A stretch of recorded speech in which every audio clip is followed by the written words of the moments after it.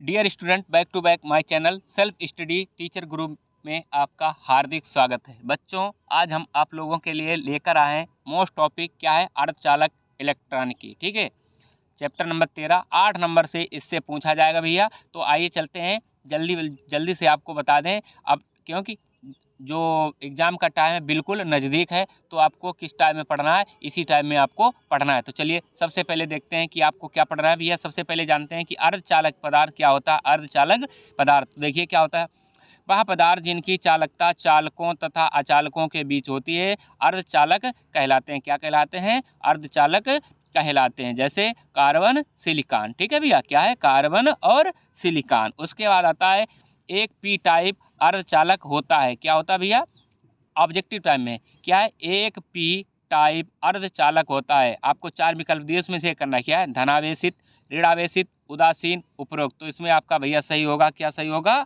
उदासीन। ठीक है, क्या है? उदासीन। ठीक, उसके बाद आपको लेके चलते हैं अगला, ठोसों में उपस्थित। क्या है? ठोसों में उपस्थित ऊर्जा बैंडों के नाम लिखो। क्या है? ठोसों में उपस्थित ऊर्जा बैंडों के नाम लिखो। तो चलिए क्या है, ऊर्जा बैंडों के नाम क्या है? सबसे पहले चालन बैंड, संयोजी बैंड तथा वर्जित ऊर्जा अंतराल। क्या है? वर्जित ऊर्जा अंतराल। उसके बाद मोस्ट इंपॉर्टेंट है भैया पीएन संधि डायोड। क्या है? पीएन संधि डायोड। देखिए पीएन संधि डायोड क्या है, आइए देखते हैं। दिया है कि पीएन संधि डायोड अवक्षय परत। क्या है? अवक्षय परत पीएन।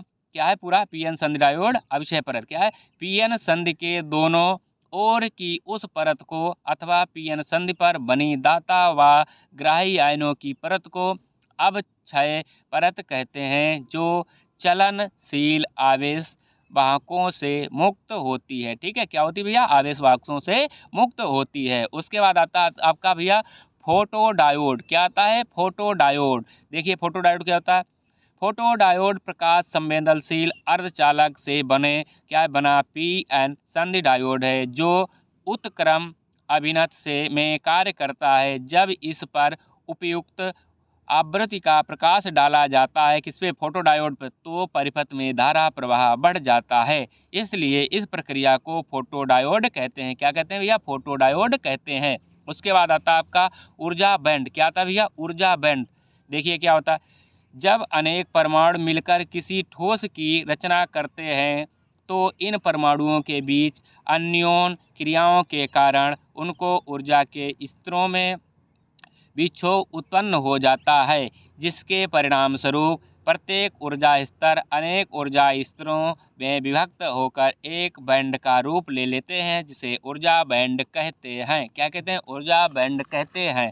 उसके बाद भी आगे चलते हैं, क्या है देखिए, क्या है? संधि डायोड। क्या है? संधि डायोड में विभव प्राचीर। क्या है? संधि डायोड में विभव प्राचीर। देखिए क्या है, पीएन संधि के दोनों ओर बनी अवक्षय परत के सिरों के बीच उत्पन्न विभवांतर को विभव प्राचीर अथवा संपर्क विभव कहते हैं। क्या कहते हैं? संपर्क विभव कहते हैं। इसका मान 0.1 से लेकर 0.5 वोल्ट तक होता है तथा इसका मान संधि के ताप या टेम्परेचर पर निर्भर करता है। उसके बाद मोस्ट इम्पॉर्टेंट है भैया कि पीएन संधि डायोड पूर्ण तरंग दृष्टकारी के रूप में आपको लॉन्ग टाइम में इसका व्याख्या करनी है। 5 नंबर में आपसे पूछा जाएगा विद डायग्राम। तो देखिए क्या है, सब जल्दी आपको दिखाते हैं। क्या इसमें पूर्ण तरंग दृष्टकारी क्रिया में निवेशी प्रत्यावर्ती वोल्टेज के दोनों अर्ध चक्रों के समय निर्गत धारा एक ही दिशा में प्राप्त होती है। ठीक है भैया, क्या होती? प्राप्त होती है।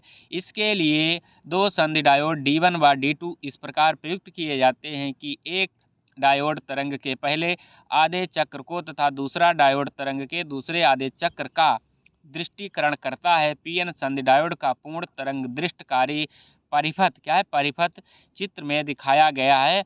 अभी आपको हम चित्र भी दिखाएंगे भैया। तथा इसके निवेशी व निर्गत तरंग रूपों को चित्र 2 में प्रदर्शित किया। 2 चित्र बनाएंगे, ठीक है भैया। जिसमें प्रत्यावर्ती वोल्टता निर्दिष्टकरण करना होता है, उसे एक ट्रांसफार्मर की प्राथमिक कुंडली P। क्या है? प्राथमिक कुंडली P के सिरों के बीच क्या करते हैं? जोड़ते हैं भैया। क्या करते हैं? जोड़ते हैं। ठीक है, उसके बाद देखिए क्या है, जोड़ते हैं। ट्रांसफार्मर की द्वितीय कुंडली के ए व बी सिरों को 2 पीएन संधि डायोडों के पी छत्रों से जोड़ते हैं और एन सिरों को परस्पर जोड़ कर इसके उभयनिष्ठ बिंदु यम तथा द्वितीय कुंडली S1 व S2 के केंद्रीय अंश निष्कासित बिंदु T के बीच एक लोड प्रतिरोध RL जोड़ा देते हैं। निर्गत दृष्ट वोल्टेज को बाह्य प्रतिरोध R2 के सिरों पर प्राप्त किया जाता है। भैया देख लीजिए, आपको डायग्राम इस तरह से आपको डायग्राम एग्जाम में बनाना है। ठीक है, क्या बना, यहाँ से आपकी प्रत्यावर्ती निवेश वोल्टेज जो है यहाँ से प्रवाहित की। ठीक है भैया, यहाँ से ये आपका पूरा डायग्राम है। इधर आपको जो दूसरा डायग्राम ये है कि निवेशी वोल्टेज यहाँ से जे टी हाफ टी टी, ठीक है, निर्गत धारा यहाँ से आपकी प्रवाहित की जाएगी। वीडियो अच्छा लगा हो तो लाइक शेयर एंड सब्सक्राइब अवश्य करें। Thanks for watching.